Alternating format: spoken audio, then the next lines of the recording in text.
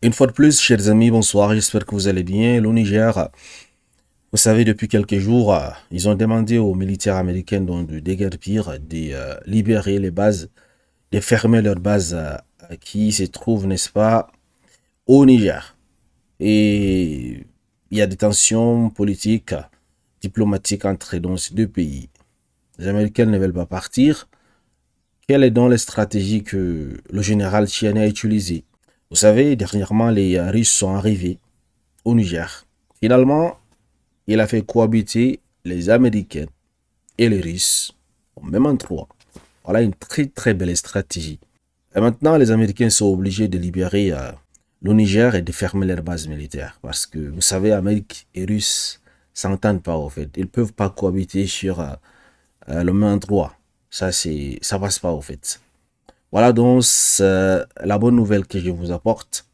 Les Américains en alerte suite au déploiement de militaires russes au Niger. Selon une source au sein des forces de sécurité nigériennes, les Allemands et les Italiens se comportent avec calme après l'arrivée des Russes, ce qui n'est pas du tout le cas des Américains. Vous savez, ces deux géants qui se retrouvent dans la même maison, ça va être très grave. Donc du coup, le général Tchien, il a été malin en fait. C'est des stratégies qu'il a utilisées pour mettre la pression sur les Américains pour qu'ils ferment leurs bases et partent. C'est euh, c'est incroyable. Ça, c'est de la stratégie, en fait. C'est vraiment intéressant. La cohabitation russo-américaine sur une base aérienne au Niger dans l'attente du départ des militaires américains. Les Niger. Les spécialistes russes partagent une même base avec les forces américaines. Arrivés en avril au Niger, les spécialistes russes sont hébergés sur la même base que les militaires américaines, a dit le Pentagone à Sputnik. Ce déploiement conjoint durera jusqu'à ce que les États-Unis retirent leur contingent de ce pays africain. Les Russes sont logés dans un complexe séparé, sans accès aux installations ou au matériel américain. Donc, vous voyez, c'est une stratégie que Chiani il a utilisée parce que nous savons tous que si par degré, ces Américains ne vont pas partir, donc il est obligé d'utiliser ces genres de stratégies pour précipiter leur départ en fait, parce que sinon ils vont pas partir. Regardez un peu ce qui s'est passé en Afghanistan, en Irak, pour qu'ils partent de là. Ça a été vraiment compliqué. Donc pour venir chez vous, c'est facile en fait, mais pour partir, c'est un autre problème. Ils vont semer les chaos. D'ailleurs, depuis que le Niger a demandé aux États-Unis de libérer le pays, il y a des attentats qui se produisent en fait. Même ce matin, il y a eu une ville qui a été attaquée. Regardez ici, par exemple.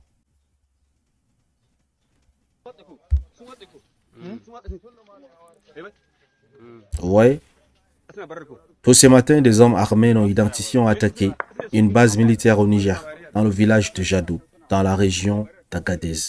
Les véhicules de l'armée nigérienne ont été incendiés et de l'équipement militaire a été volé. Et toutes ces choses se sont multipliées après, n'est-ce pas, que le gouvernement nigérien a montré officiellement euh, qu'il ne voulait pas la présence des Américains sur leur territoire. Et donc, ces attaques ont commencé comme ça. Au hasard? Je ne crois pas au hasard. Qu'en pensez-vous? Il y a une chose que j'aimerais ajouter, beaucoup d'Ivoiriens ignorent en fait que il y a une négociation qui se passe en coulisses entre le gouvernement ivoirien et les Américains où ces mêmes militaires qui sont installés au Niger, lorsqu'ils vont quitter le Niger, ils ne vont pas rentrer chez eux en fait. Ils vont aller s'installer dans la ville, dans la zone des trois frontières. Je me dis peut-être pour surveiller en fait les pays de l'AES. Parce que vous savez, ces personnes, c'est comme des punaises de lit. Lorsque il parvient à s'installer chez vous, il suce seulement le sang jusqu'à ce que le sang finisse, que vous mourrez. C'est la même chose. Tant qu'il y aura des matières premières en Afrique, dans ces pays-là, ils vont pas partir. Ils vont creuser, ils vont finir tout avant de pouvoir donc s'en aller. Donc, maintenant, c'est aux Ivoiriens de s'élever, hein, de dire non au gouvernement. Parce que déjà, il y a déjà la base militaire française. Imaginez, on ajoute encore la base américaine. Finalement, la Côte d'Ivoire est-elle souverain? Est-ce que c'est un pays souverain? Est-ce que c'est un pays indépendant? Hein? On ne comprend pas. Un pays indépendant, normalement, ne devrait pas avoir des bases militaires d'une autre puissance sur son sol. Ça ne se fait pas, au fait. Mais comme certains dirigeants sont vendus, alors c'est grave en fait. Et lorsque tu parles, vous savez que certains Ivoiriens n'arrivent pas à comprendre la situation, ils disent que c'est la manipulation. Quelle manipulation? On les chasse du Niger et vous les accueillez en Côte d'Ivoire. Je comprends pas en fait.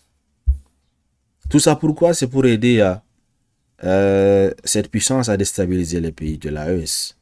Les pays d'Afrique et la Russie sont intéressés par un partenariat militaire et vont le développer, a déclaré le Kremlin. Cette réaction survient suite au message du Pentagone sur la base du Niger, hébergeant simultanément des militaires américains et des spécialistes russes. Les États-Unis contraints de quitter militairement le Niger, laissant place aux troupes russes. Celles-ci ont été transférées sur la base aérienne SA-1 où restent encore quelques soldats américains. C'est sur la base 201 que le principal contingent US de 1000 hommes est déployé. Vous voyez un peu ce qui se passe depuis que Tiani a montré ouvertement qu'il voulait le départ immédiat des Américains. Vous voyez, les explosions continuent à se faire un peu partout à travers le Niger. Ce n'est pas un fruit du hasard. Bon, il y a également de très bonnes nouvelles du côté du Niger. Ce n'est pas seulement les mauvaises nouvelles. Vous savez que depuis longtemps, on n'a jamais parlé du Niger comme étant un pays producteur de pétrole. On ne les comptait pas au fait. On parle uniquement d'uranium, alors que le pétrole du Niger existait il y a longtemps. Cette fois-ci, depuis le départ des Français, les choses sont claires, de plus en plus. Les premiers barils du pétrole brut nigérien arrivent au Bénin. Le Niger fait désormais partie des pays africains producteurs d'or noir, c'est-à-dire le pétrole, avec près de 90 000 barils par jour. Le Bénin, lui, percevra des droits de transit et des recettes fiscales par volume de pétrole exporté.